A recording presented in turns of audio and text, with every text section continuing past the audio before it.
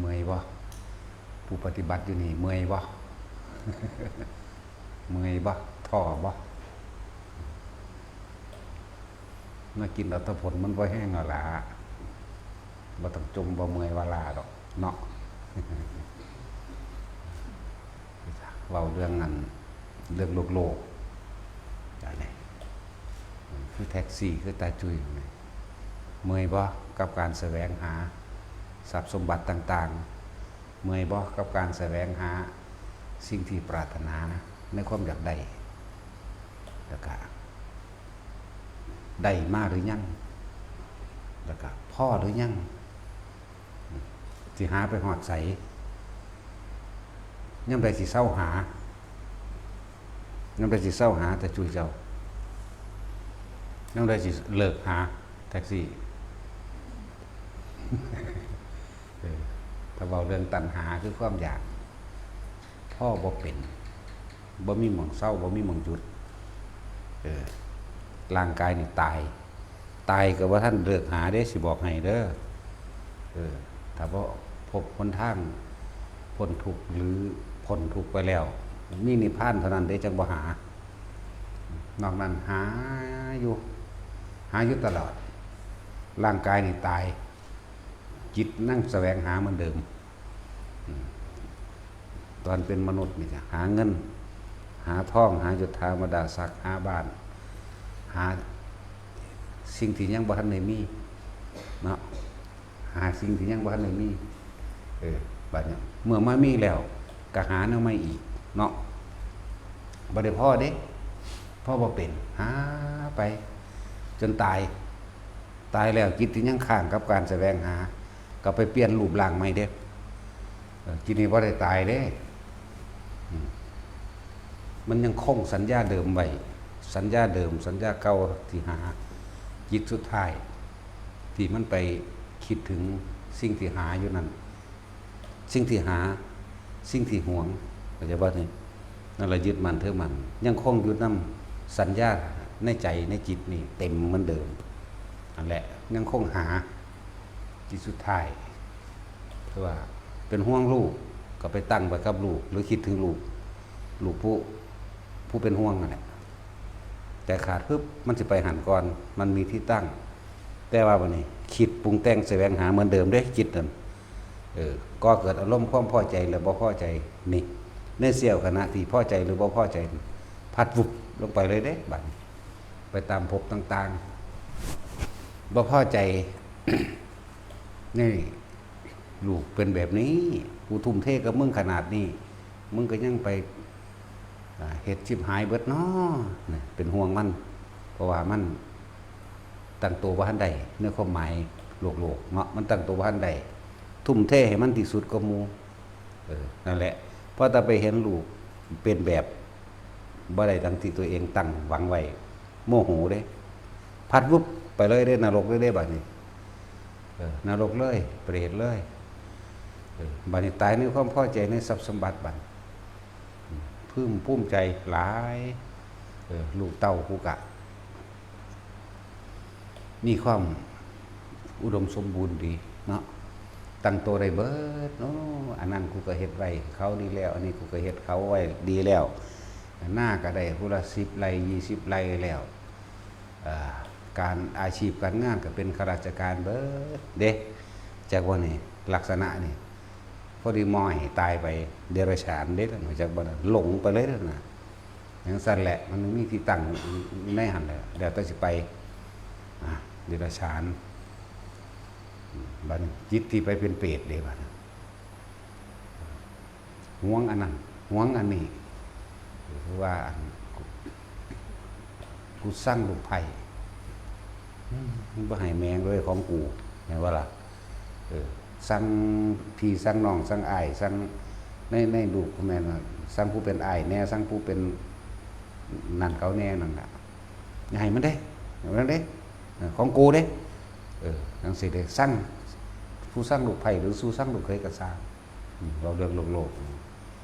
แล้วก็ตายด้วยความหวงอย่างว่านั่นแหละเปรตเป็นทั้งสัตว์แหละเปรต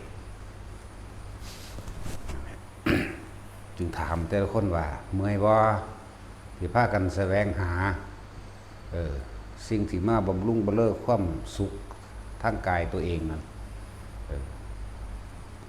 รถมีจะขั้นใดพ่อหรือยังได้หรือยังถ้าได้แล้วพ่อหรือยังถ้าได้อีกแล้วก็สิเลิกหาหรือยังอีกบ้านเด้ที่ดินเด้เงินเดือนเด้ทองคำเด้พ่อหรือยังที่พากันหาแต่หาได้แล้วก็พ่อหรือยังที่หาได้นั่นเดี๋ยวตั้งว่าคำว่าสัตว์โลกผู้ยังมีอารมณ์ที่ยังคล่องกับความยินดีกับความพอใจยินดีพอใจในรูปลักษณะตาท่างของบุคคลนั้นๆสัตว์นั้นๆสิ่งของนั้นๆพอใจในรูปในรสในกลิ่นในเสียงในสัมผัสอารมณ์ความรู้สึกที่ยังคล่องอยู่คนเฮามากับของอยู่กับความพอใจนั่นแหละความบ่พอใจบ่หาตั้งแต่ว่าคืออยากพรักไสบ่อยากเอามันแต่ก็ได้เพราะว่ามันอยู่น้ำกันระหว่างอารมณ์ความรู้สึกที่พอใจกับบ่พอใจอยู่น้ำกันเด้ถ้าเฮายึดสิ่งหนึ่งอีกสิ่งหนึ่งไม่ต้องยึดมันก็อยู่ติดกันอยู่แล้วเนาะจังถามว่ายามใดสิเลิกหาได้หรือยังเห็นหรือยังพอหรือยังคนที่บ่เคยฟังธรรมะสิบ่เข้าใจสิบ่จักคำถามนี้สิบ่จักข้อความนี้ที่เฮาเบาออกไปแต่ว่าหาจะได้กินบ่พระเจ้าท่านจะแตกไปจังซั่นเด้แต่ว่าคนที่มีธรรมะสิรู้จักแยกแยะนั่นแหละการได้ยินได้ฟังเรื่องราวต่างๆตามความเป็นจริงของชีวิตซึ่งว่าพระพุทธเจ้าเพิ่นเทศนาเรื่องปัจจัย4อันเป็นเครื่องอาศัยของหมู่สัตว์ทั้งหลายที่หนึ่งเลยคืออาหารยารักษาโรคเครื่องนุ่งห่มและที่อยู่อาศัยร่วมกันอยู่ในนี้แต่คนที่ฟังธรรมะเมื่อยเลยยั่งพอเลยยั่งย่ำได้สิเลิกหามันเสียมาเปรียบเทียบกันเด้ที่ดินเฮือนซ่านเฮากับพ่ออยู่หามาย่อมตกทุกข์ได้ยากกังวลใจลำบากใจขับแค้นใจอยู่ใต้อำนาจเขามั่งถูกกันแกล้งมั่งถูกเบียดเบียนถูกลักถูกโกหกใส่ร้ายป้ายสีอิจฉาริษยาซึ่งกันและกันมั่งฟังธรรมแล้วการใส่ชีวิตบอกพ่อประมาณและรู้ว่าคนเฮาเนี่ยมันก็บ่มีหยังมากแต่เฮาจักคำว่าพ่อเพียงหรือเพียงพ่อหรือจักคำว่าพ่อใส่ชีวิตปรานกลางหากินซ้ำตายซื่อๆนะมันก็คือเพิ่นว่าเด้มึงคิดได้เด้นั่นแหละแต่พอฟังสิ่งเหล่านี้คิดบ่ได้หาจนตายป่วยใจสิขาดขนาดว่าบ่อาจสามารถเว้าปากเว้ากับไผได้แล้วความคิดนั้นยังหาเข้าใจบ่จิตนั้นยังหาความคิดนั้นหายังหวงพ่อบ่เป็นแต่คนมีธรรมะน้อมเข้ามาหาเจ้าของสิหาฮอดไสสิหาจนไปตายถิ่มซื่อๆแล้วก็ไปเกิดใหม่หาใหม่บ่มันสิเข้าใจเด้บัดนี้มันแม่นความเพิ่นไว้บัดนี้หาเท่าใดมันก็บ่เห็นดอกความสุขหาเท่าใดมันก็บ่พอดอกตัณหาคือความอยากลองหันมาหาตัวเองเบิ่งดูถามตัวเองเบิ่งดูเฮาสิหาไปฮอดไสนอนี่อันนั้นก็พ่อมีอยู่นะเลือกสวนไรหน้าไห้หน้าสวนบ้านก็พ่อมีอยู่นะมีที่ทำอยู่ทำกินอยู่นะบ้านก็พ่อมีอยู่นะกลับบ้านเนี่ยเข้าใจเด้กลับบ้านซะถ้ามันบ่มีอีหยังหนี้สินหยังมันก็บ่มีหลายหรือว่าเบิดแล้วจะกลับบ้านเด้อก็กลับมาหาตนเองมั่งอย่าไปหาแต่ผู้อื่นอย่าไปหาแต่บุคคลที่รักหลายหรืออย่าไปหาแต่สิ่งอันเป็นที่รักหลายสิ่งอันเป็นที่รักนั่นเงินล่ะทองล่ะหรือความหรูหราต่างๆสื่อเสียงเกียรติยศนั่นบ่ซั่นอีหยังที่ปัญหาหันเข้ามาความ สำคัญที่สุดของมนุษย์ที่เป็นเหตุเป็นปัจจัยให้อยู่ได้ก็แค่อาหารนะเป็นที่หนึ่งนะที่อยู่อาศัยเขาก็พ่อมีพ่อได้ทำมาหากินปลูกพักหาอยู่หากินน้ำไห้น้ำหน้าสิบดีบ่กลับมาได้เด้สุดท้ายแล้วคนก็มันก็หากินไปซ้ำตายน้อนี่ป่วยก็รักษาไปแค่ว่าบ่ให้มันเจ็บซื่อๆเด้แต่มันเจ็บอยู่มันก็ทรมานนั่นแหละยารักษาโรคมันก็รักษาแค่ว่าบรรเทาอาการป่วยอาการเจ็บซื่อๆบ่แม่นอาการป่วยนั่นบ่มีวันหายหรอกมีแต่ตายจังว่าหันเข้ามาเบิ่งความรู้สึกนึกคิดคือใจเจ้าของเองหันเข้ามาเบิ่ง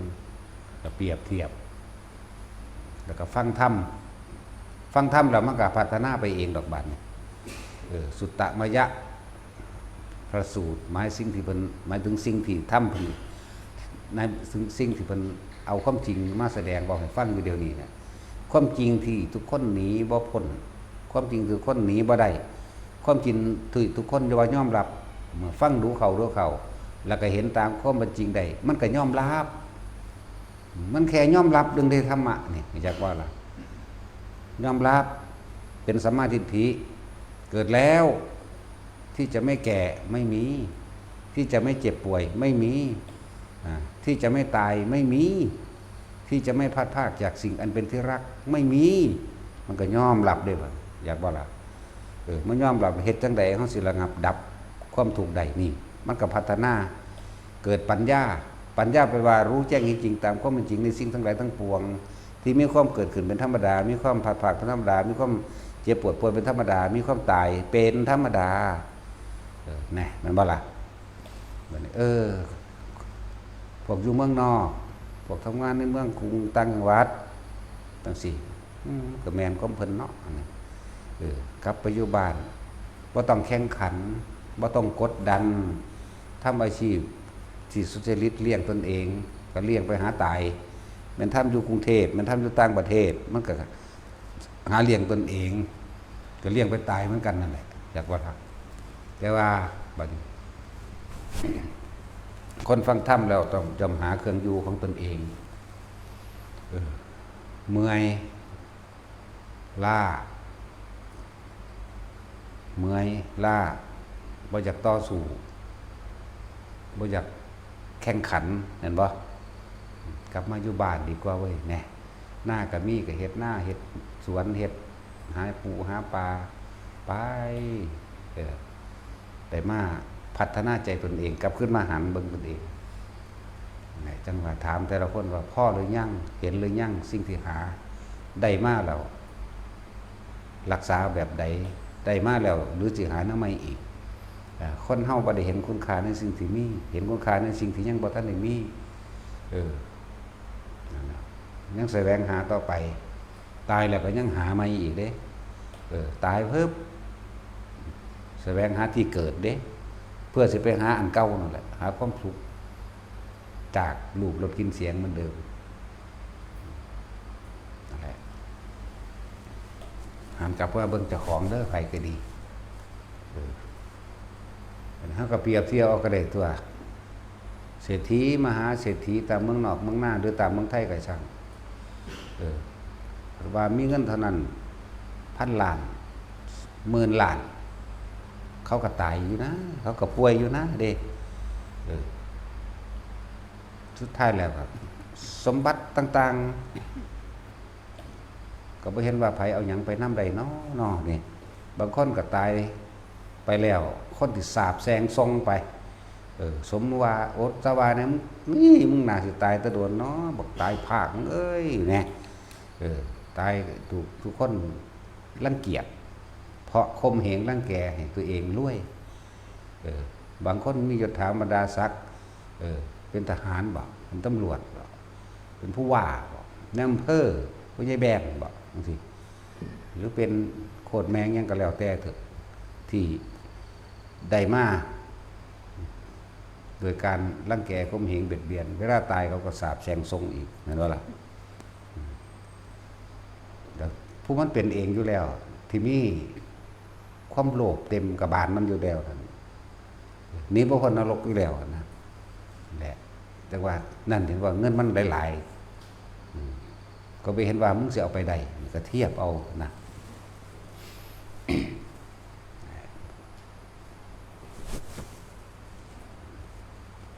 สร้างอิทธิพล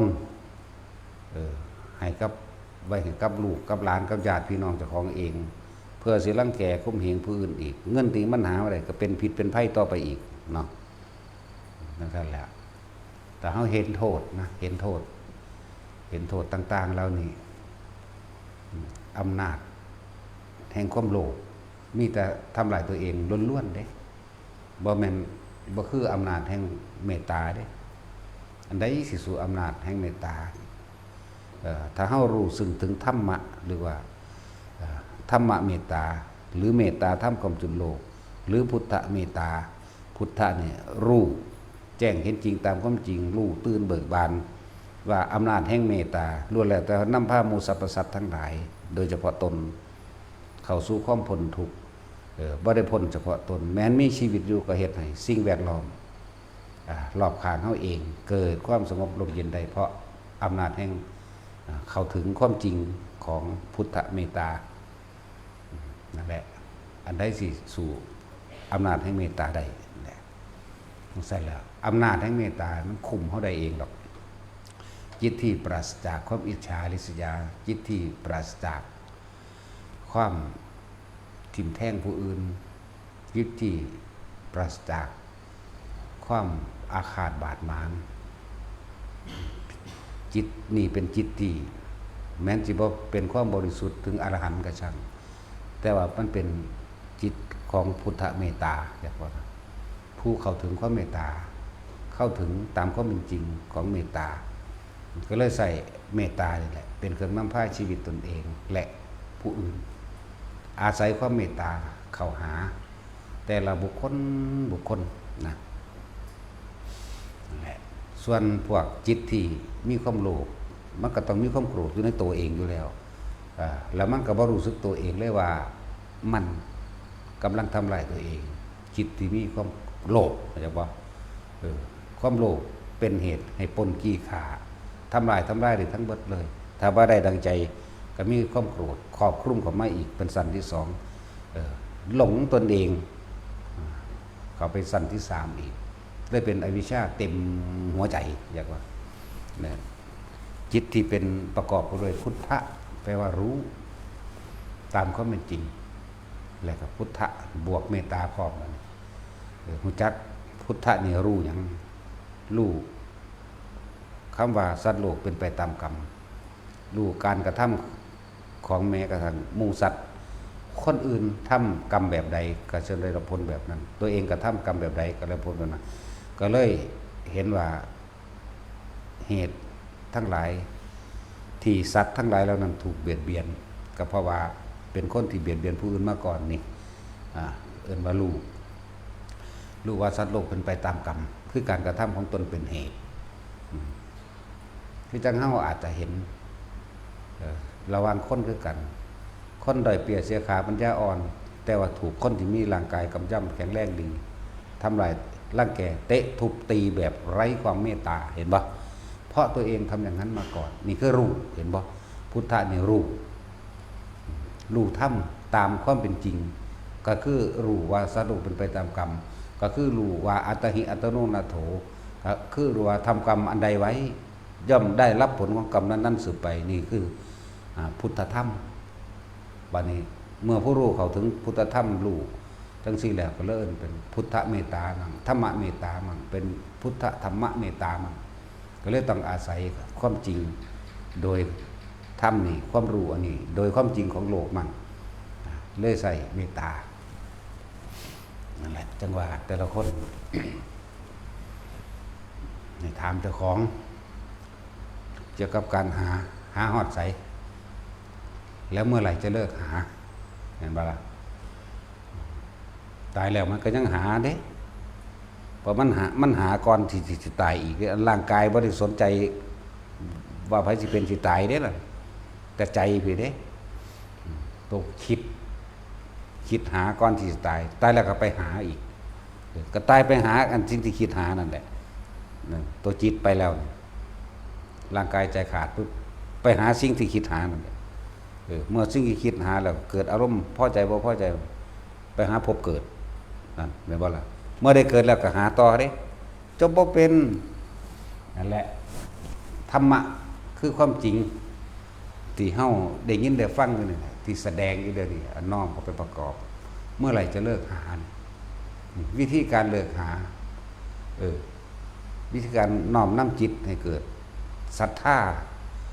ในหนทางที่สิเฮ็ดให้เจ้าของพ้นออกจากการหาเพิ่นก็สั่งสอนแสดงอยู่แล้วพระพุทธเจ้ามักมีองค์8สัมมาทิฏฐิความเห็นตามความเป็นจริงเห็นบ่ล่ะก็เห็นว่าสัตว์โลกเป็นไปตามกรรมก็เห็นว่าเหตุทั้งหลายทั้งปวงเกิดขึ้นจากจิตของเฮาเองก็เห็นว่าความเกิดเป็นทุกข์ด้วยประการทั้งปวงอยู่แล้วก็เห็นว่าสาเหตุแห่งความทุกข์เกิดจากไสก็คือความอยากคือความที่เฮาหาอยู่นี่เองเห็นบ่ล่ะก็เห็นว่าหนทางดับทุกข์คือมรรคมีองค์8นี่มันก็เกี่ยวเข้ามานี่หมุนเข้ามาหม่องเดิมนี่เห็นบ่ล่ะเห็นว่าโอ้แต่เฮาสิพ้นทุกข์ได้คือสิ้นแห่งตัณหาเลิศนิโรธดับเกิดกลายเป็นบ่ต้องหาอย่างอีกเพราะว่าเห็นจิตเจ้าของที่กำลังหา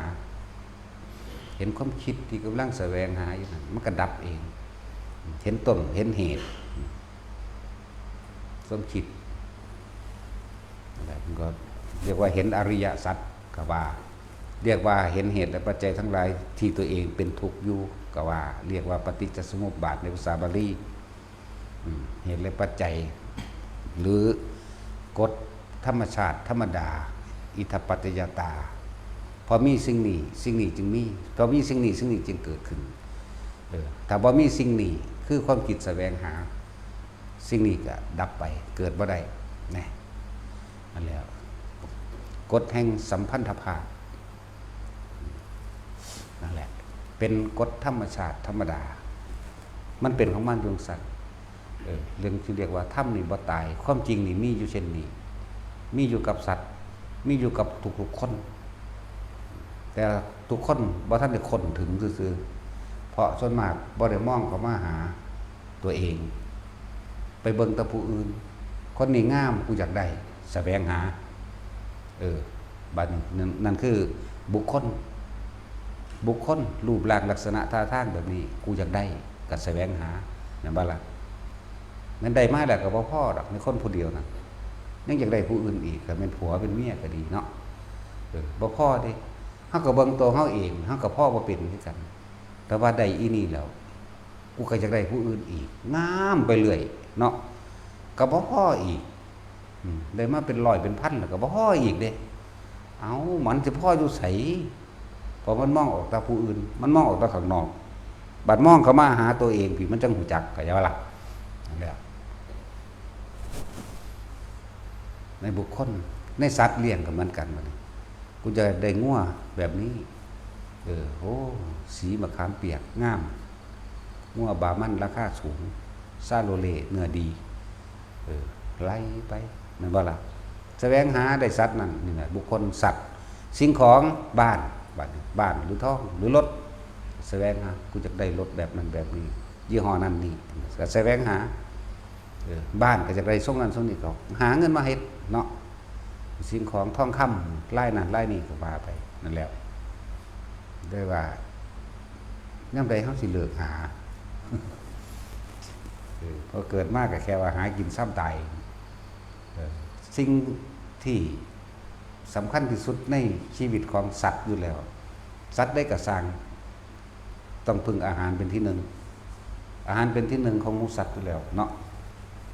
ในเรื่องของกายภาพ อาหารใจของหมูสัตว์ทั้งหลายคือตัณหาและอุปาทานความอยากและความยึดนี่มันก็แสวงหาบ่จบแต่ว่ามาอาศัยร่างกายนี่มันก็ต้องอาศัยอาหารยารักษาโรคเครื่องห่มและที่อยู่อาศัยนี่อาหารกายเป็นทั้งนี้เครื่องพึ่งพาอาศัยเหตุปัจจัยทั้งหลายที่ให้หมูสัตว์อยู่ได้ปฏิถ้าเฮาเข้าใจธรรมะเฮาบ่จำเป็นต้องมีชื่อเสียงเฮาบ่จำเป็นต้องมียศถาบรรดาศักดิ์เฮาบ่จำเป็นต้องมีเครื่องอำนวยความสะดวกยังมากมายดอกขอให้มีที่ทำกินแล้วก็มีอาหารกินไปไสก็กินไปตายนั่นแหละกินไปเจ็บกินไปปวดกินไปป่วยกินไปตายไม่ว่าล่ะ แล้วเขาก็ต้องไปกินนี่ยังที่มันมีชื่อเสียงหรูหราอย่างหันบ่ล่ะพอกินอาหารราคาแพงๆกาแฟแก้วละ100 200ก็กินไปตายนี่อย่างว่าซั่นอันผู้บ่ได้กินกาแฟกับไปตายคือกันอยู่เด้เนาะแต่บวกที่มันลดบวกที่มันมีราคาแพงๆมันสิบวกว่ากูรวยกูมีศักดิ์ศรีเห็นบ่ซั่นกูเป็นระดับใดปุ่นบอกระดับอันนั้นเป็นบาโยธามดาศักดิ์บ่ล่ะชื่อเสียงนะบ่ยอมเสียหน้าบ่ยอมเสียชื่อว่าเห็นบ่ล่ะนั่นแหละถ้าผู้ใดเข้าใจธรรมะอันนี้ก็พากันขึ้นมาอยู่บ้านมาหาคุดจิโปมกินไปตายคือกันนั่นแหละกับพวกกินอาหารจานละแพงๆกาแฟถ้วยละแก้วละ100 200หรืออาหารจานละ1,000อันใดที่น้ำพัตตะคงตะข้านนี่มันแพงที่สุดเมื่อก็กินได้แค่อิ่มนั่นแหละกับพวกเฮากินข้าวจำน้ำปลากัดมันพริกมันก็แล้วอยู่เด้ล่ะเนาะกูแข็งแรงกว่าพอแม้กูกินแนวนี้กูกินแค่อยู่ได้สร้างประโยชน์ได้กูพ่อเด้แถมเดี๋ยวนี้เฮากินคาบเดียวสบายหังสบายบ่ได้หายังมากกินคาบเดียวกินไปตายนั่นแหละบ่ได้กินไปเป็นดอกทั้งสั้นแล้วเขามีเวลาในการพิจารณาความคิดเจ้าของได้มากความคิดว่าหยังเฮากำลังหาหยังเฮากำลังเป็นหยังยังใดเฮาสิหยุดการแสวงหานี่พอเฮาเห็นทุกข์เห็นโทษเห็นภัยต่างๆของความเกิดอยู่แล้วทุกข์โทษภัยทั้งหลายมันมาจากสาเหตุแห่งทุกข์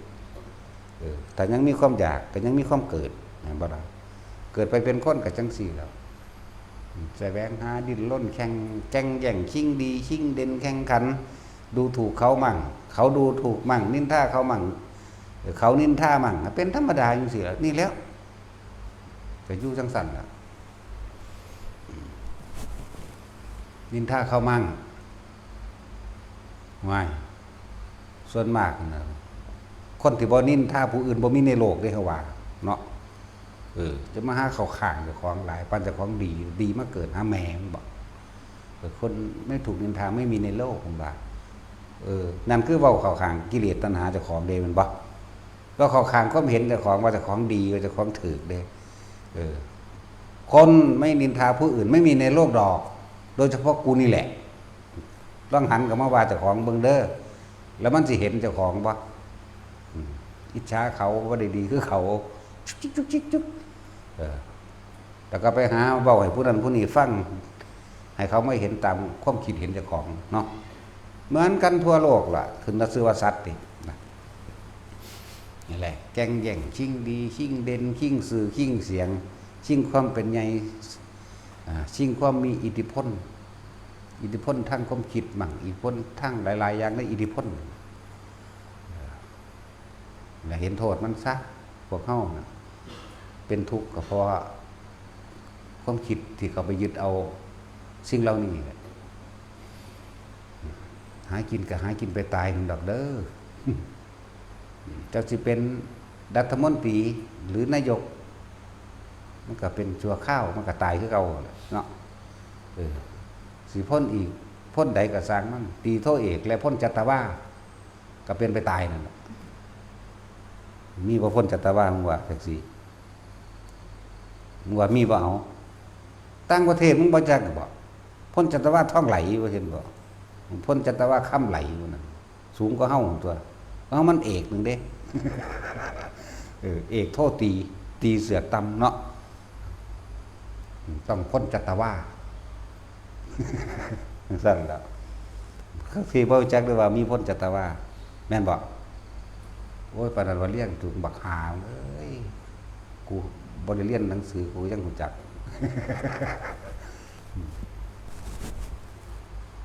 ปุ่นอยู่ฟังปุ่นพ้นจัตวาชื่อไว้เด้อบาดนั่นแหละเป็นหยังก็เป็นไปตายนั่นแหละพวกเจ้าบ่อยากตายพวกเจ้าก็จะเกิดตัวแต่ว่าหาวิธีดับหยุดความเกิดของเจ้าของแล้วมันได้ตัวบัดนี้ มันก็แสดงให้ฟังอยู่นี่เด้อริยะเนี่ยแปลว่าผู้บ่เบียดเบียนสัจสี่คือความจริงสี่ประการเห็นจังใดเฮาสิเข้าสู่คำว่าหนทางปฏิบัติเพื่อเป็นอริยะหนทางปฏิบัติเฮาก็ต้องเห็นทุกข์ก่อนนั่นแหละผู้ใดเห็นทุกข์ผู้นั้นก็เห็นธรรมนั่นเห็นความจริงนั่นเองคนเฮาต้องทุกข์อกหักผิดหวังเจ็บปวดรวดร้าวถูกรังแกข่มเหงเบิดทั้งออกมื้อนี้เรียกว่าทุกข์แต่ถ้าบ่ฟังสิบ่เห็นธรรมสิบ่เห็นความจริงที่ตัวเองกำลังทุกข์ปัจจุบันนี้สิบ่น้อมเข้ามาว่าความจริงของที่ตัวเองทุกข์คือหยังคือความอยากได้ดังใจนั่นเองมันบ่จังซั่นแล้วมันบ่น้อมเข้ามาเป็นเด้ถ้าว่าถือเขาข่มเหงเสียเปรียบเป็นน้ำบักนั่นเป็นน้ำอีนี่เข้าข้างมันไปได้เลยนั่นล่ะโยนความผิดให้แต่ผู้อื่นเป็นน้ำบักนั่นเป็นน้ำอีนี่เป็นน้ำรัฐบาลมั่งเป็นน้ำผู้ใหญ่นั่นผู้ใหญ่นี่บักนั่นอีนี่หลายอย่างเป็นน้ำหอดดินฟ้าอากาศเป็นน้ำห้อนโพดเป็นน้ำหนาวโพดเป็นน้ำฝนตกเป็นน้ำท่วมนะมีเบิดแล้วว่า หนทางแห่งอริยะก็คือการเห็นทุกข์ล่ะสะก่อนเห็นที่ตัวเองอกหักผิดหวังเจ็บปวดถูกรังแกถูกข่มเหงเสียเปรียบนั่นแหละเห็นตัวนี้แล้วเอาชนะเขาบ่ได้เหลือใจจากว่าแต่ว่าถ้าเอาธรรมเขามาประกอบแล้วสิกันเขาไม่เห็นสิเขาไม่เห็นความคิดเจ้าของที่กำลังอยากเอาชนะเขาที่กำลังอยากฆ่าเขาที่หลายๆอย่างในความคิดนึกปรุงแต่งให้เกิดความระเรืองใจแต่เห็นทุกข์เราก็เห็นเหตุแห่งทุกข์ก็เหตุแห่งทุกข์ก็คือความอยากได้ดังใจเมื่อฟังธรรมอริยสัจดีแล้วแม้ความเกิดก็เป็นทุกข์แก่เป็นทุกข์เจ็บเป็นทุกข์ป่วยไข้ไม่สบายเป็นทุกข์พัดพรากจากสิ่งที่รักก็เป็นทุกข์หรือบุคคลอันเป็นที่รักหรือสิ่งอันเป็นที่รักพัดพรากจากเราก็เป็นทุกข์สุดท้ายแล้วความตายเป็นทุกข์เนี่ยสาเหตุแห่งความทุกข์คืออย่างสมุทัยโยคือสาเหตุแห่งความทุกข์สมุทัยก็แปลตรงโตอยู่แล้วเลยไทยแปลว่าหยังเอาก็แปลว่าใจกันแหละใจก็นำเข้ามาในภาษาเฮาโลดคือความรู้สึกนั่นแหละใจบ่ละใจไม่ได้ตามความรู้สึกนั่นแหละสาเหตุแห่งทุกข์ความบ่ได้ตามความรู้สึกที่อยากให้เป็นอะไรว่าล่ะนั่นแหละตัวไทยกับใจอยู่แล้วสมุแปลว่าสาเหตุเห็นว่าล่ะสาเหตุแห่งทุกข์ก็คือความไม่ได้ดังใจนี่แหละเห็นว่าล่ะสั้นแล้วก็เห็นเข้ามาในความรู้สึกของตัวเองหนทางดับทุกข์เดชนี่เพิ่นก็บอกได้บาดนี่มันว่าล่ะถ้าพวกเจ้าบ่อยากทุกข์พวกเจ้าก็จะอยากได้เอานี่เรียกว่านิโรธเลยดับเลยก็ได้ทุกข์สมุทัยนิโรธนี่ว่าไปตาม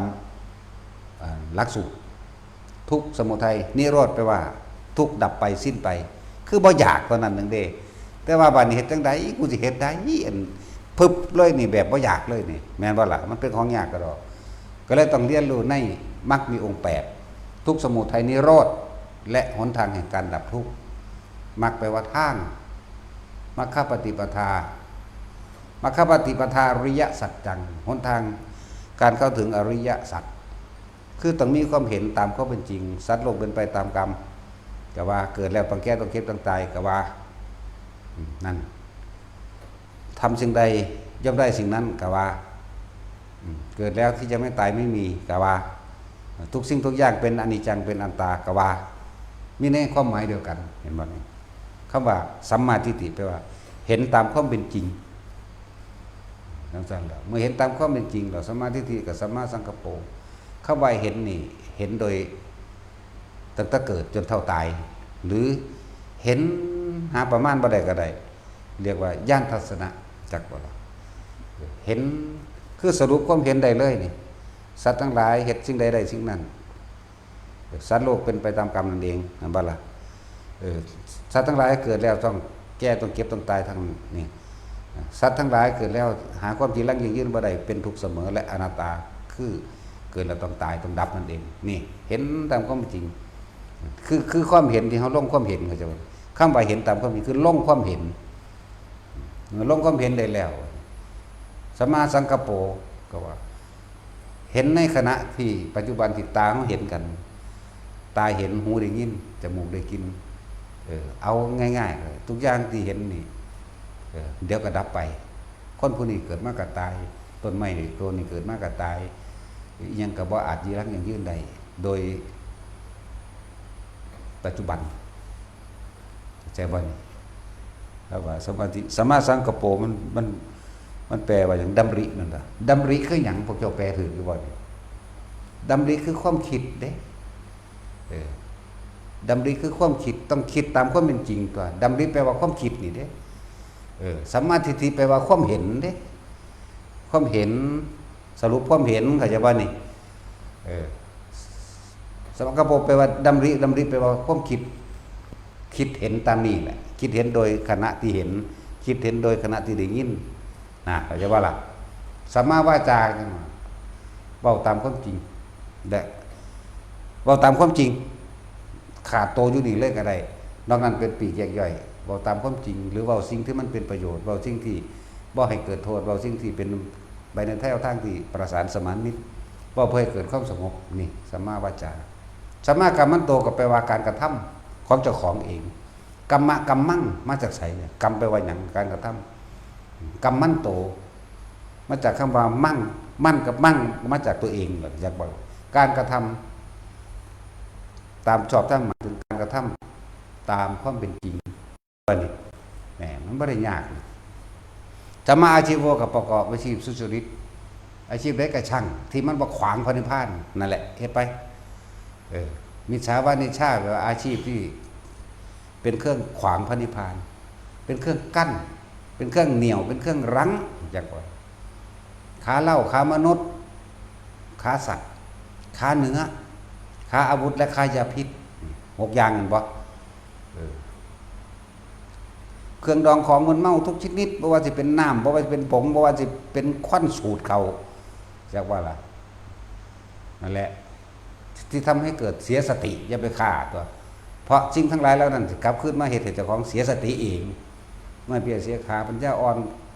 มันนั่นล่ะมีขาปัญญาคือนี่คือขาเหล้าบ่ได้แปลตั้งแต่ว่าสิกินแล้วเมาเหล้า40เด้เอาเบิดทั้งเบียร์พุ่นล่ะฮอดข้าวหมากอย่างว่าล่ะ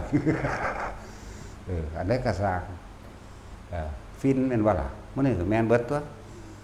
จังซั่นแหละขามนุษย์ก็เอาคนไปขายหรือขาคนขายก็คักก็มีซุมื้อนี้แม่นบ่ล่ะบ่แม่นแค่นั้นขามนุษย์อีกอย่างหนึ่งก็เลย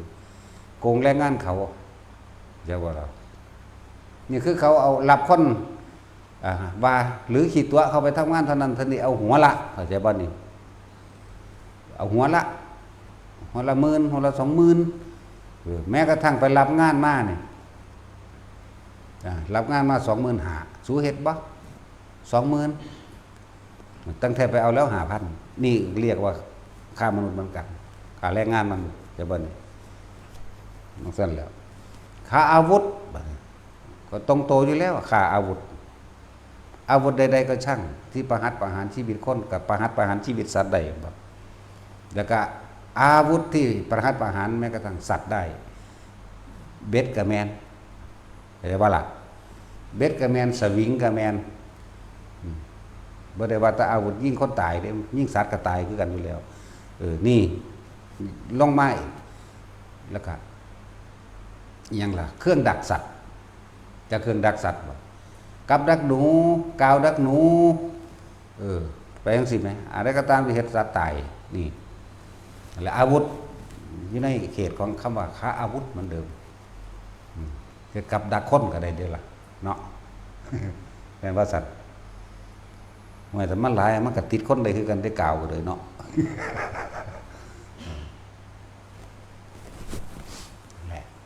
อย่างสติ๊ก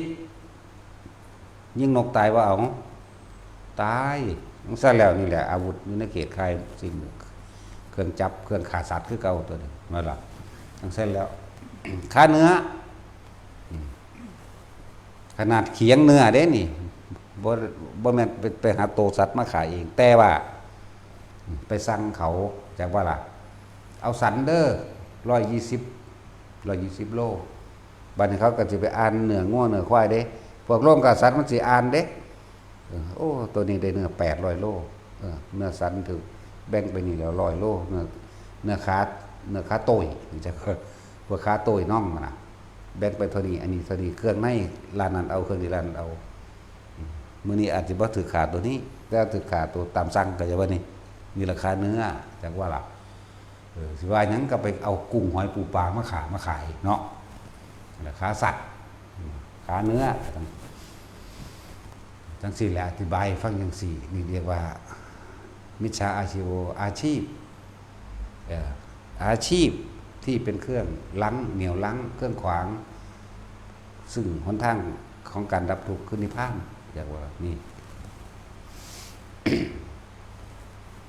แต่เขาหูสิแล้วก็ละมันออกตัวภาษาหากินซ้ำตายซื่อๆเนาะเท่านั้นแหละละมันออก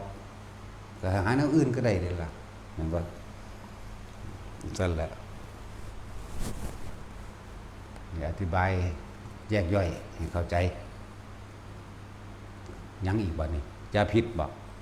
เข้าใจแล้วยาพิษบ่แม่นว่าถ้าสิเอาไปเบื่อคนที่ยาพิษยาฆ่าแมลงไหมยาฆ่าแมลงฉีดเพี้ยฉีดแมงฉีดนั่นอันนี้ไหมเพี้ยมีเท่าไรจำนวนเป็นล้านเจ้าฉีดเข้าไปถ้าตราบใดที่เจ้าว่าพ้นเจ้าก็ไปเป็นเพี้ยล้านชีวิตจากว่าล้านชีวิตล้านศาสตร์จะก็เวียนว่ายตายเกิดในล้านศาสตร์นั่นล้านชีวิตก็เลยตั้งสั้นแล้วคนยี่น้อยแม่เล็กแล้วขายยางสติ๊กอย่างบ่ แล้วก็ยังเอายางสติ๊กมาให้เฮาเขาก็ไปถึงยิ่งหมาแต่ผู้ใดเลี้ยงหมาก็ยิ่งคนเลี้ยงหมานํเขาบ่ได้เกตนาขาครับแต่ตบใส่ถาบขางจื้อเอาซื่อแหละ ยาคาเห็บดีที่หรือยังแลสมมุติมันพัฒนาไปซื้อวางได้แน่แล้วล่ะมื้อนี้แม่งเบิดยาพิษอาจจะว่าล่ะแล้วยังอีกบาทนี่6อย่างแล้วบ่ค้าอาวุธค้ามนุษย์ค้ายาพิษค้าเนื้อค้าสัตว์เนาะมันยังอีกอันนึงอยู่นะค้าเนื้อค้าสัตว์ขายยังก็ลืมแล้วล่ะขายยังขาเหล้าเนี่ยก็ครบแล้วเด้สัตว์นั่นสั้นแล้วพวกเป็นนั่นเจ้าของโรงงานหรือว่าเป็นฝ่ายผลิตเองน่ะมึงเซ็ตนั่นแหละพวกเกิดมาด้อยเปียเสียขาปัญญาอ่อนถือเขาเตะเขาตีเขารังแกเขาเฮาเห็นต้นเหตุของเขาแล้วเฮาบ่เลยโตนได้บัดนี้เฮาเลยว่างคิดเป็นกลางที่แรกมันวูบของหัวใจอยู่เกิดความรู้สึกสงสารอยากให้เขาไปนิพพานไหมมันเป็นอย่างคือเหตุการณ์แบบไล่คุณธรรมแท้เป็นระลึกเบิ่งเพื่อเป็นกูก็เหตุคือกันนั่นนะแต่ว่ามันก็ว่างอุเบกขาไปจบไปหลายๆอย่างที่เฮาบ่ฮู้ต้นเหตุแล้วก็ผลกรรมที่เขาได้รับทราบปัจจุบันคือเฮาเห็นเขาฆ่ากันอยู่ต่างประเทศเนาะโอ้โหดเหี้ยมเด้ว่าล่ะว่าเด็กเล็กเด็กน้อยจับฟาดเลยก็มีบางพวกเอาก้อนหินดึกกันฟาดใส่หัวกันจนตายก็มีหลายแบบปาดข้อปาดทีละหน่อยทรมานเฮาบ่ล่ะโอ้ยมันรับบ่ได้อยากเบี้ยตนบัดเฮาต้องระลึกเรื่องว่าสัตว์ทั้งหลายเหล่านี้มันเฮ็ดกรรมหยังอันคนผู้นี้สัตว์ผู้นี้เฮ็ดหยังระลึกขึ้นหลังเบิ่งสมควรแหละเห็นบ่ล่ะมันบ่สมควรในศาสตร์นี่แต่ว่ามันสมควรในเหตุมันที่มันทำมาเหมือนกันครับเรื่องของพระโมคคัลลาพระท่านว่าทั้งเป็นพระอรหันต์พร้อมห่อเหินเดินอากาศก็ได้เลิศทั้งฤทธิ์เห็นบ่สัตว์ต่อสู่พระเจ้านงพระเจ้านาคชนะฤทธิ์เดชได้ชนะได้แต่ว่าสุดท้ายแล้วกลับถูกพวกคนพาลฆ่าตายนั่นบ่ล่ะนะครับพุทธเจ้าเพิ่นว่าโมคคัลลาบ่สมควรแก่เหตุในการตายแม้ในปัจจุบันชาตินี้แต่สมควรแล้วกับเหตุที่เขากระทำมานี่ นั่นแหละจึงบอกว่าไม่สมัยการคักหนึ่งน่านนับบ่ได้เลยล่ะอันนี้พระโมคคัลลานะพระโมคคัลลานะเคยล่วงเอาพ่อแม่ไปฆ่าเห็นบ่ล่ะนั่นแหละ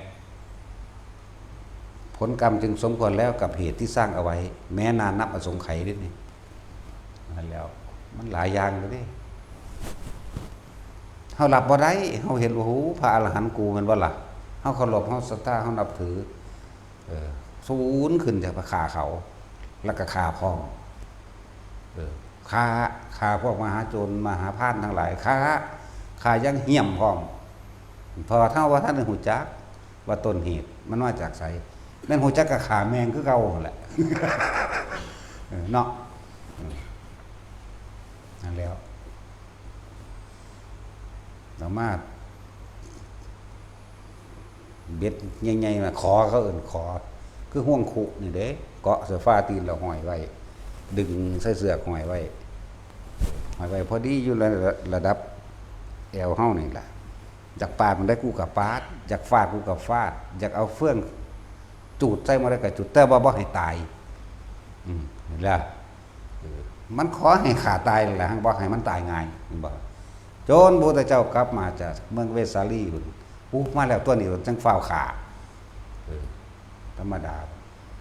ให้เขาขุดหลุมลงเพียงแอวนี่ฝังไว้เครื่องโตเข้าใจป่ะนี่ก็บ่ได้ขุดเลิกดอกแต่เอามันขุบเข้าลงความจริงมันนั่นน่ะบ่ได้ขุดลงจะเอายืนไว้ดอกตีนถือมันขุบเข้าลงจากแล้วก็ดินถมไว้แล้วก็สร้างไถโหดบ่ที่จริงสิเอาโหดก็นั้นให้ตายเอาเองแบบทรมานที่สุดนะเลี้ยงแถวกันไว้บัดนี้เอาสร้างไถมาทั้งหน้าเด้บ่ได้ไถทั้งหลังเด้ใช่บ่ล่ะนี่ผู้มันรุ่นอยู่จังซี่นะมันสิแนวใดบัดนี้ไปก็บ่ได้เมื่อก็เตียงได้เยอะนี่น่ะฝังไปเพียงแอวนึงแล้วเป็นสั้นแล้วนี่จังว่าเมื่อมารู้ต้นเหตุมันที่พระโมคคัลลาได้รับกับพระพุทธเจ้าเว้าจังฮู้จักโอ้ยกรรมมันบ่สมควรแก่พระโมคคัลลาในปัจจุบันชาตินี้ดอกมหาบ่พิษพระพุทธเจ้าบอกฟังแต่ว่ามันสมควรแล้วในการกระทำของโมคคัลลาในสมัยการครั้งหนึ่งน่านัดบ่สงไขจากว่าล่ะโมคคัลลาได้ทำการล่วงล้อมารดาและบิดาตาบอดเพื่อไปฆ่าเพราะความเชื่อเมียจากว่าล่ะเมียแล้วเราเลยว่าคอยมีเมียบันไดแต่ว่าศาสตร์สุดท้ายก็มาเจอกันคือเก่าเด้คนที่เคยเป็นเมียพระโมคคัลลาก็เป็นหญิงโสเภณีผู้หนึ่งที่มาหล่อล่วงหลายๆอย่างแหละแต่ว่าเพิ่นก็นิ่งอยู่หั่นและสุดท้ายมันก็แสดงเอาเกิดความได้ดวงตาเห็นธรรมก็ไปบวชบรรลุอรหันต์อยู่นั่งนั่นก็ดีนั่นแหละมันเกี่ยวกันมากสั่นแหละหลายๆอย่างก็เกี่ยวกันแนวจังซี่แหละผู้ใดศึกษาไตรปิฎกแต่สังเกตดีก็สิรู้จักก็ดอกเนาะเป็นยังมีเรื่องเกี่ยวกันจังซี่ผู้เคยเป็นเมียพระอย่างอานนท์รู้จักว่าราชวังใดนั่งหยังนั่งโกกีฬานั่งสั้นแหละนี่ก็เป็นเมียกันมาโดนเด้ศาสตร์ที่เป็นนกกับน้ำกันก็เป็นนกน้ำกันเด้พวกทำบาปน้ำกันอย่างไรแต่ว่าเป็นคนละสายพันธุ์เด้สมัยมโหสถพระมโหสถพระอานนท์ก็เป็นนกแขกเต้านั่งโกกีฬาก็เป็นนกสาลิกาเสื่องกันได้อยู่เสื่องกันได้อยู่ตั้งแต่ไกลก็ยังเสื่องเป็ดเว้ยเนาะตาสินเจ้าเคยเห็นมันจะเห็นว่าไก่เสื่องเป็ดเสื่องได้อยู่ได้ล่ะมันฟาดหมานี่ได้ซูมือนี่ไก่คือขอกูสักดอกเถอะหมาพิการแง่งอย่างอยู่เขาก็หัวสั่นแล้วโอ้ยเดี๋ยวมีแมงมาสุดเดียวเราว่ามันสั่นแล้วนั่นแหละนี่คือว่าคำว่ากรรมคือการกระทำของเขาเองมันหายไปไหนเด็กมันหายไปไหนดอกมันก็เกี่ยวกันมันก็ดึงลากกันชักจูงมันแบงสั้นแหละ เห็นโทษซะเห็นโทษคำว่าจิตเจตนานั่นแหละเป็นตัวกรรมเฮาเองจิตสัญญาอย่างต่างๆคือสิ่งเดียวกันเด้อจิตกับผู้รู้มาจากไสแต่บ่รู้มาจากของเก่าโดยสัญญานั่นว่าสัตว์นี่แหละที่หลวงตาเพิ่นว่าให้พิจารณากันดีๆเด้อสัญญานี่ละเอียดกว่าสังขารสัญญาละเอียดกว่าความคิดเพิ่นว่าเพราะว่าก้อนคิดใดก็อาศัยสัญญานี่มันเกิดมาจากไสแต่ว่าเกิดมาจากสัญญาเพิ่นว่าเจ้าเพิ่นบ่เว้าหลายปานนี้เด้เว้าน้อยๆสัญญาละเอียดกว่าสังขารเด้อซ้ำนี่ปีนั้น ปีหนึ่งเด้บ่แม่นเว้าดูปานนี้เด้นั่นแหละเท่านั้นมันก็แม่นตัวบางอย่างเฮาก็คำว่าสัญญาเวทิจนิโรธดับสัญญาได้เวทนามันก็บ่เกิดเฮ็ดจังใดความรู้สึกเวทนาหมายถึงพอใจหรือบ่พอใจเกิดบ่ได้ก็ต้องหยุดคิดนี่หยุดคิดอยู่ระหว่างกลางนี่ความรู้สึกเกิดบ่ได้ก็ดับจบนะแล้วเลยว่าให้ทุกคนหันเข้ามาเบิ่งเจ้าของที่หามาถามเจ้าของอันนั้นอันนี้กูก็มีแล้วกูก็คือบ่พอกูคือยังหากูหาไปหยังกันแน่เนี่ยนะเนาะให้เห็นคุณค่าของสิ่งที่มีอยู่หยังคนเฮามันแสวงหาสิ่งที่บ่มีเด้สิ่งที่มีอยู่มันบ่เห็นค่าเด้เนาะถ้าทุกคนเข้าใจว่าเกิดมาก็แค่ประสาหากินซ้ำตายมันสิยังกระดอกกระเดียดแต่อ้าวเข้าใจบ่ ตัดศูนย์คือยังนี่โอ้ยสุสิขากันไปแม่สุยังกระดอกกระเดียดแต่ภาษาเกิดมาหากินซ้ำตายเนาะ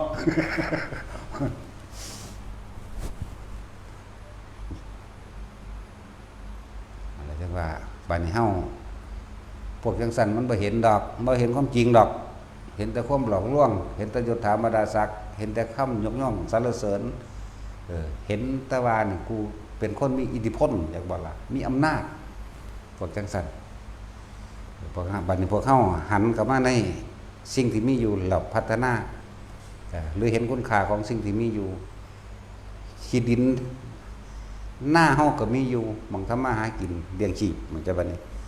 เฮือนเฮาก็มีอยู่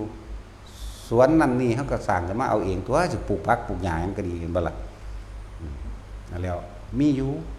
ก็มาเห็นคุณค่ามันแล้วกลับมาแล้วมาพัฒนาหาเลี้ยงตัวเองเพราะซ้ำตายนั่นแหละและสิ่งที่สำคัญจริงกว่านั้นคือการได้เข้าปฏิบัติธรรมจังว่าได้กลับเข้ามาเบิ่งความจริงของตนเองทำโดยความจริงของตนเองได้หันมาดูความจริงของตนเองชีวิตที่ผ่านมาคนที่บ่ผิดบ่มีดอกบ่มีเลยผิดมันบ่ทุกคนนั่นแหละแล้วหันมาเบิ่งสิ่งที่เริ่มต้นชีวิตของตอนที่จำได้หันมาเบิ่งเขาคักๆบัด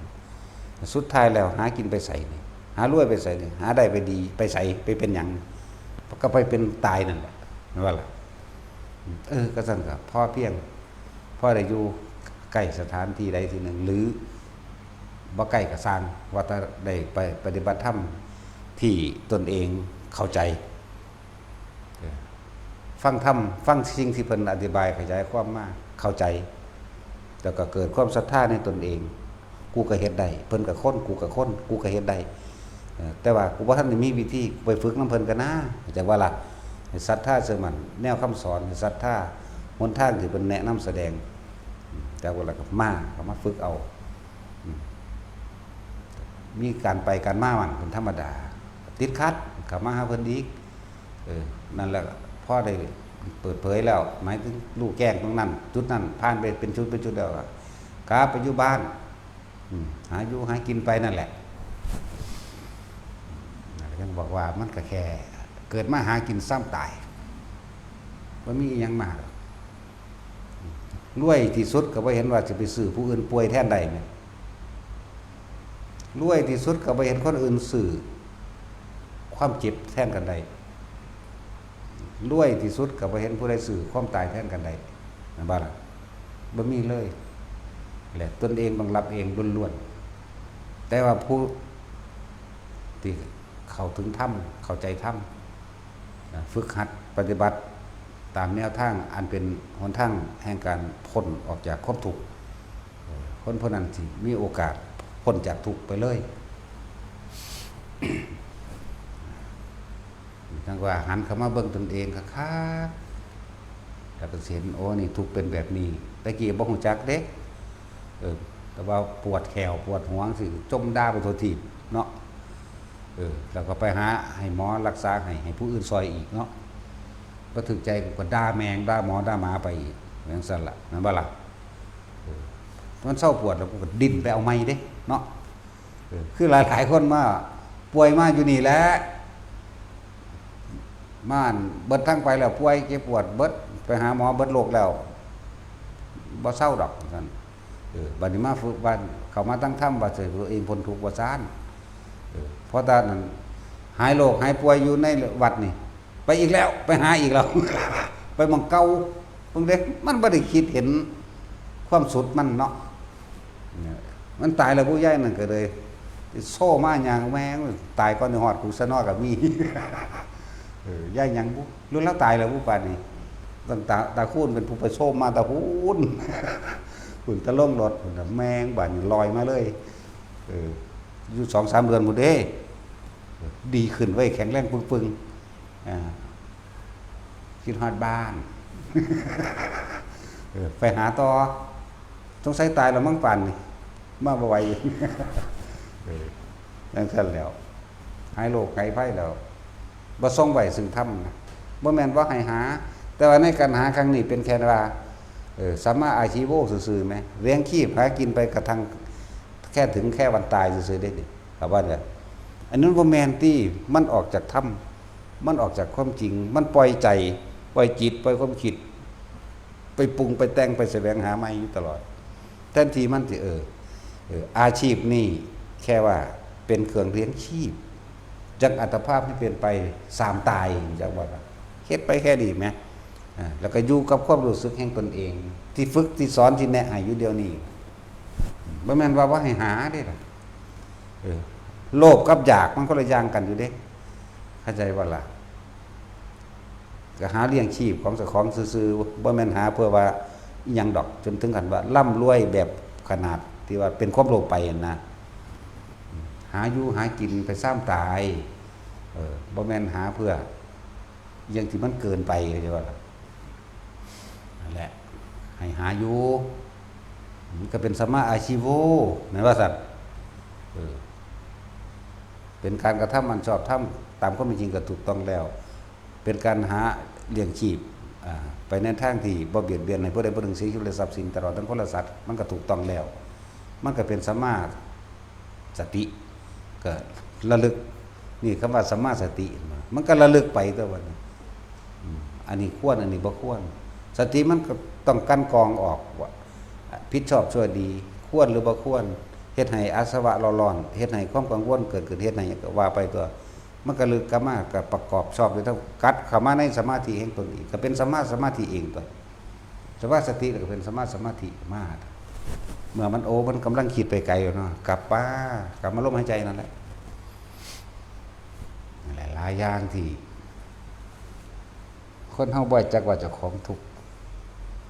เพราะว่ามันมองออกแต่ข้างนอกมีแต่ว่าบ่ได้ดังใจเลยแต่ว่าบ่จักว่าทุกข์ถ้าว่าเรื่องทุกข์แข่งกันแต่ว่าบ่ฮู้จักทุกข์เด้นั่นน่ะไว้ไผสิซ้ำข่อยบ่เด้เอาอวดกันได้บ่ได้อวดเรื่องมีบ่กันรังแกข่อยจังซั่นจังซี่เบิ่งนั่นหาหน้าใกล้กันแต่ขนาดเศษน้ำที่ฉีกมันก็ยังเท่บ่เฮือนข่อยว่าเด้ไล่ล่ามไปหาลูกหาหลานเขาอีกเบิ่งหลานมันก็เป็นตาสร้างว่าเด้นั่นแม้มันกำลังทุกข์เพราะว่ามันยึดหยังมันบ่ได้รู้เด้นั่นเนาะนี่แหละที่ว่าทุกข์แต่ว่าบ่ฮู้จักว่าเจ้าของทุกข์ว่าถ้าผู้อื่นเฮ็ดใส่เจ้าของเนาะเว้าพื้นโคตรเสื้อตระกูลเขามั่งเว้าพื้นโคตรเสื้อตระกูลผู้อื่นมั่งตระกูลผัวตระกูลเมียเจ้าของมั่งเด้เนาะนี่แล้วแต่ว่าฮักกันเนาะเห็นว่าตะกี้ว่าลูกพ่อแม่เดียวกันเนาะตอนว่าท่านได้มีผัวมีเมียแยกหายแยกเงื่อนท่านไปอุ้ยคือฮักกันคือยังนี่บัดแยกไปเอาผัวเอาเมียไปมันดอกฆ่ากันคือยังนี่เด้ บ่มีผู้ใดแย่งสมบัติถึงกันว่าฆ่ากันได้คือลูกพ่อแม่เดียวกันดอกเข้าใจว่าล่ะอันนี้ญาติทั้งผัวอันนี้ญาติทั้งเมียทั้งพ่อทั้งแม่ทั้งปู่ทั้งย่าหรือปู่ก็พวกนี้ล่ะฆ่ากันจักว่าล่ะซั่นแล้วฆ่ากันแย่งหยังแย่งหากินซ้ำตายนั่นแหละสิมีหยังนั่นแหละคือบอกว่าให้เห็นความสำคัญของความจริงของโลกความจริงของการที่สิออกจากโลกอุตระสัจจะความจริงของสรรพสัตว์ทั้งหลายที่สิอยู่เหนือโลกได้ออกจากโลกได้คือว่างตัณหาการกล่าวหาธรรมการกล่าวหาความจริงการกล่าวหาอริยสัจสี่การฝึกหัดปฏิบัติตนเองเพื่อให้ออกจากทุกข์แล้วก็ความจริงของธรรมอันเป็นโลกิยสัจสัตว์ทั้งหลายที่ยังมีตัณหาและอุปทานคือความอยากครอบคุมหัวใจอยู่กับเวียนว่ายตายเกิดตายแล้วก็ยังหาอยู่เด้อย่าว่าล่ะถ้าจิตนี่มันบ่ได้ตายเด้มันบ่ตายมันอยู่ในสัญญาอารมณ์แห่งความรู้สึกเฮาคือเก่านั่นแหละถึงว่าสัญญามันละเอียดพวกใครตั้งใดสิดับสัญญาใดก็จะวิธีฝึกดับสัญญาก็ดีเลยทำจิตให้เป็นกลางคือการทรงฌานเจริญฌานโดยการสร้างฐานที่ตั้งแห่งจิตคือสมาธิเมื่อจิตตั้งมั่นตั้งไว้ตามหลักสูตรหรือตามวิธีการที่เฮาแนะเฮาถนัดนั่นนี่ก็ว่านั่นนี่ตั้งไว้นี่แล้วจะเห็นความคิดแล่นไปแล้วดึงมาก่อนแล่นไปแล้วดึงมาก่อนจนกว่าว่าสิขิ้นชากับความรู้สึกที่อยู่ในกายของเฮาเองแม้นความคิดสิไปก็ไปซะแต่ว่าเฮาบ่ไปนำมันคิดมันบ่แม่นเฮาคิดนั่นแหละเฮ็ดอยู่แค่นี้แหละเฮ็ดไปเฮ็ดมาเฮ็ดไปก็เฮ็ดไปตายนั่นแล้วมันเฮ็ดไปไสวะตายแล้วตายเลยบ่กลับมาเกิดอีกกลับตายแล้วเกิดแล้วตายมันคนละอย่างกันเด้อจักว่าล่ะเฮาเฮ็ดนี่เฮาปฏิบัติธรรมนี่บ่ได้เพื่อสิเอาหยังบ่ได้หยังเลยบ่เอาหยังเลยบ่เป็นหยังเลยเข้าใจบ่บ่ให้มันได้อีหยังเด้ซึ่งสิได้หยังอุทิตาทีเฮาก็บ่เอาเห็นบ่ล่ะบ่เป็นหยังอีกสิไปเฮ็ดไปเป็นหยังเห็นบ่ซั่นพวกคนเรียนหนังสือก็ยังว่าเรียนเพื่ออยากไปเป็นนายอำเภอเป็นครูเป็นทหารเป็นตำรวจเนาะอันนี้เฮาเฮ็ดบ่เป็นหยังเด้นี่เฮ็ดซื่อๆนี่จังว่าเฮ็ดไปซ้ำตายนี่นะปฏิบัติธรรมกับปฏิบัติซ้ำตายแหละพวกหากินซ้ำตายก็อย่างนึงเดี๋ยวก็สู้ก็ไปหากินต่อจังซั่นแล้วยามใดสิพ่อยามใดสิหายามใดสิเลิกหายามใดสิเห็นความจริงของเจ้าของเองดูกับทุกข์แท้ๆบ่ได้ฮู้จักว่าตนทุกข์อีนั่นเป็นจังซั่นอีนี่เป็นจังซี่มันเด้เนาะมาวัดก็มาเพิ่มทุกข์หนักกว่าเก่าอีกธรรมดาว่ามาแต่ท่วงเพิ่นนี่ญาติกันหมเก่าพวกเอาปลาแดกมาแลกสร้างบ่อื่นเด้เนาะ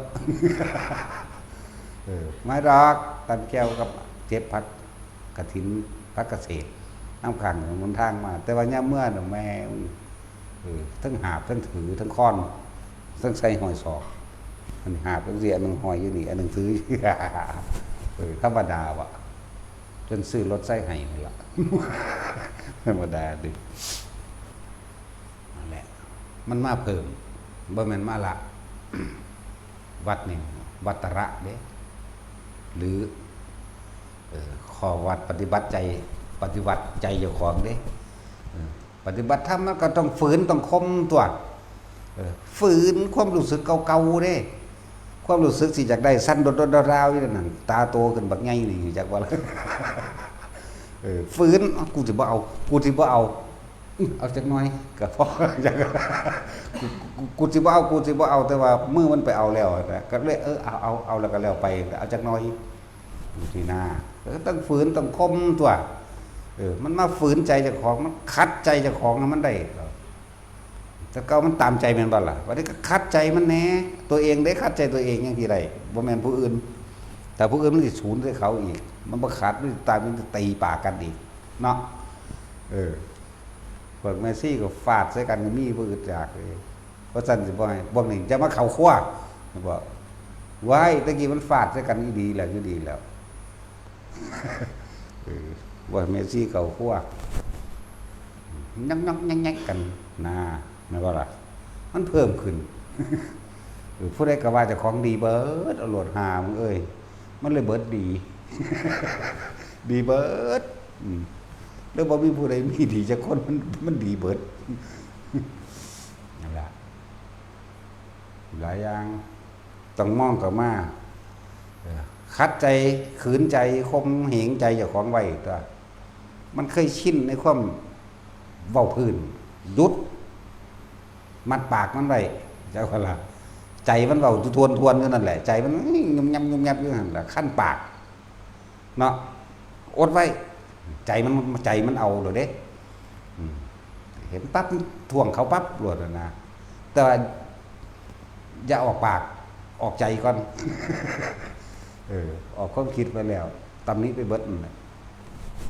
นี่คมดูเขาคัดฝืนใจดูเขามันก็คอยชินชาเลยนะมันก็โอ้ทำนั่นแหละคือกูคิดแล้วว่าเขาเป็นทั้งสั้นเลยอยากว่าล่ะมันก็หันก็มาหยุดเจ้าของพี่ได้ล่ะไม่ได้หยุดผู้อื่นดอกหยุดเจ้าของและมาคัดใจเจ้าของมาฝืนใจเจ้าของมาคมเหงใจเจ้าของนั่นเลยคมความรู้สึกคัดความรู้สึกที่มันความรู้สึกมันส่วนมากกับผู้ใดเห็นยังบ่พอใจกูบ่พอใจกูจะแวกตลอดนะแล้วปฏิบัติธรรมก็คือปฏิบัติให้มันเห็นความจริงที่เจ้าของกำลังคอยตามมันบัดนี้คมเหงมันไว้จะคอยตามมันจะตามใจไปเลิศว่าคัดใจกับว่าฝืนใจกับว่าคมขืนเจ้าของเองไว้คมมันไว้วิธีก็มีอยู่แล้วเครื่องอยู่ไปการทรงชาติเจริญชาติโดยอนาปานสติปัฏฐาน4ก็สอนอยู่เสมอแหละบอกอยู่เสมอนั่นแหละบอกหอดถอดความรู้สึกให้บ่แห้งแล้วไปก็เลยเนาะจักสิเว้าสักได้อีกแล้วพอไปว่าศูนย์ใส่คนผู้ใดสิมาเว้ายังละเอียดปานนี้เนาะมันซ้ำแป้งท่าเอาได้บ่แห้งก็เด้แต่มันเป็นคำเข้ากันมันบ่กืนลงซื่อตีนต่ำลงหุ่นบ่แค่อยู่ในหูดังได้ซื่อนี่นะโอ้ยเงินหลายเอาสัพพทานจังมาตาตัดสินอีก